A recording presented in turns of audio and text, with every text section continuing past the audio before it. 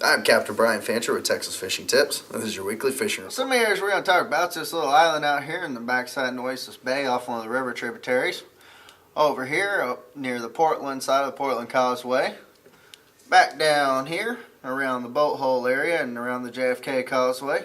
And we'll finish it off with a little tidbit at Oso Bay. This island back here in Oasis Bay, kind of where the mouth of the river comes and dumps, look for this tributary right here. There's some old pipes laid up on the bank there, as well as some trees. You'll see them. Now there's some good areas along there to work for the oyster drop-offs, and look for your reds. It's going to go from about 2 foot of water to maybe 5-6 foot of water right there. Look for the reds to be swimming along the edges of that oyster reef. Throw you out some cut mullet or some live shrimp and hang out and wait for them. They'll swim by in schools and then you can stack them up then. There's some little grass beds right out on this side of the Portland Causeway. If you look out, you'll see them kind of some little islands along there. I suggest starting a drift and working all along here with a shrimp under a popping cork, or if you want to throw an artificial, a nuclear chicken under a popping cork has been working real well for some trout.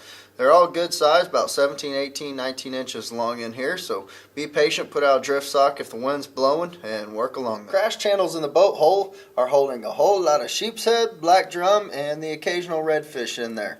Work them early in the morning when the water temperature is cool, anchor off on the side and throw you out a dead shrimp or live shrimp, or some sea lice works pretty well coming up now for these drum that are going to be moving through here.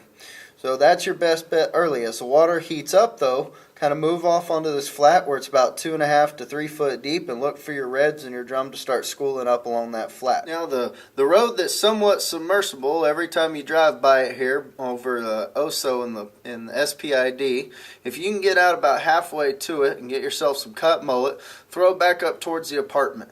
It's been real muddy out here, and the redfish have been hanging out in that soft mud as it stays warmer than the rest of the water. Look for the schools to be in there pretty much all day long. Now don't forget to go to TexasFishingTips.com to register for our weekly t-shirt and tackle giveaway, as well as a power pole now by Gulf Coast Marine.